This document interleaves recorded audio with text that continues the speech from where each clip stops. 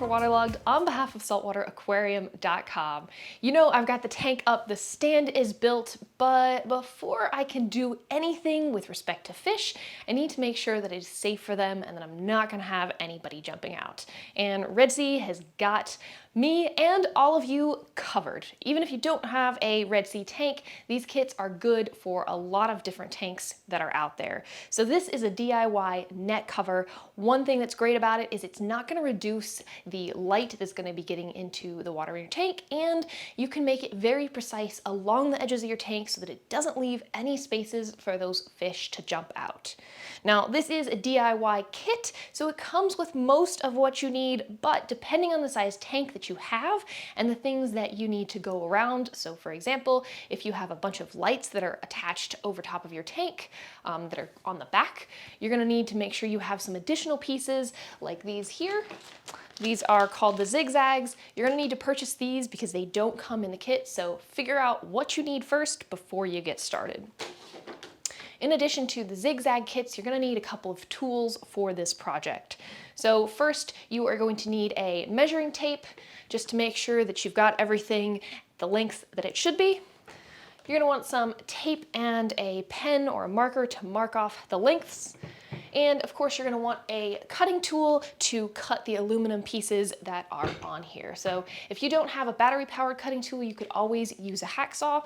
Whatever you have at home is best for you to use. So let's go ahead and open the instructions, figure out how to lay this thing out and get it set.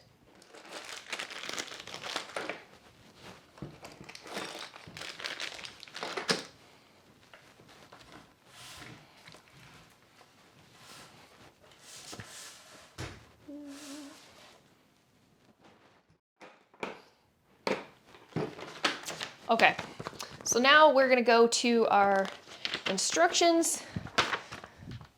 Just like when we were building the stand, it's got all of the different pieces labeled. So we will go to the diagram for my tank. You can do it for your tank and say, okay, I need so many of the pieces that are the A's, and just kind of lay them out and get them ready.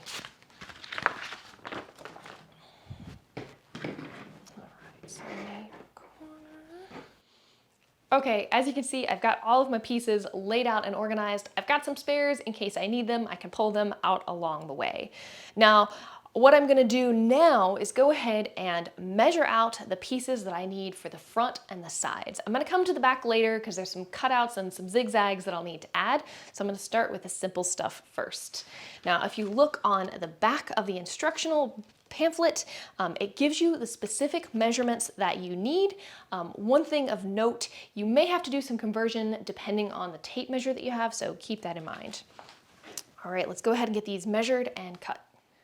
All right, my piece is cut. I have all of the bracing pieces slid in across the length of it as they're supposed to.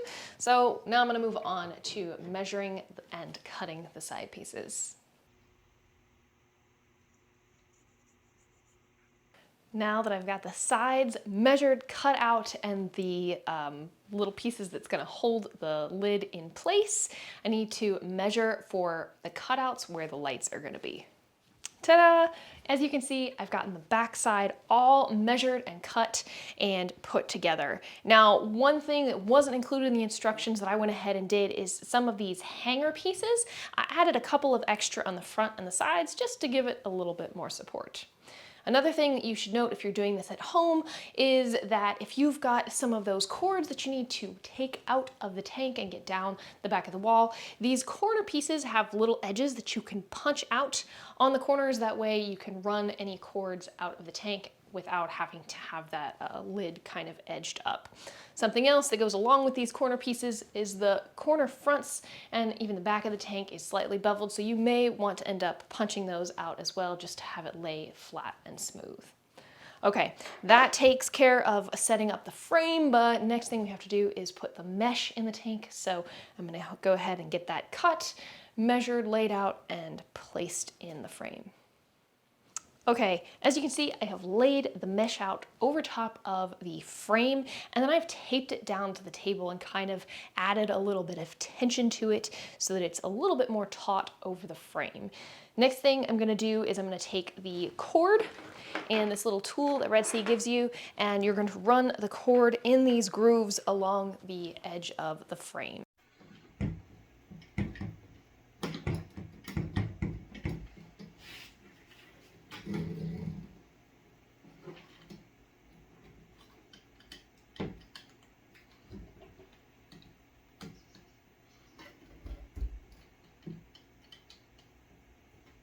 Okay, as you can see, I've got the mesh securely in on this frame. I gotta say, this was not without its issues. This is probably the most difficult of all the videos I've done. I ran into a couple of errors, so let me tell you some of the things that I learned along the way. One, when you are putting the mesh in, I would recommend starting on one of the sides, put that in, and then do the other side, and then go from back to front or front to back, whichever. Something else that you should be mindful of is when you have that cord, you don't need to have that stretched taut. You can just lay it along the length, measure it out, and put it in. Another thing that I learned is you do not need to press super hard with that little roller tool because it will break the mesh, and trust me, you will have to start over and do that again if you reduce the integrity of your mesh, because honestly, we don't want any fish escaping through the tank lid. Okay, let's go ahead and get this thing on the tank. Now you might notice as I do this, I have a little bit of mesh that is on the back near the lights, and the reason for that is because there is still a slight gap where the lights are. I have waited quite some time for the wrasses that I want to get, and I don't want to take any risk of them jumping out, so I'll probably make this nice and smooth. Now you can see the cords from the reef wave fit nice into this little space. I cut out the corners here so they fit nice as well. Adjust this.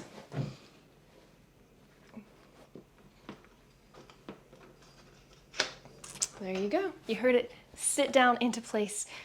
It looks smooth and great. Once I trim up these, it will look fantastic.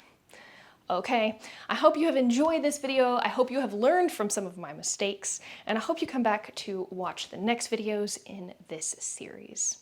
This has been Hilary for Waterlogged on behalf of saltwateraquarium.com. Thank you so much for watching, and I'll see you next time.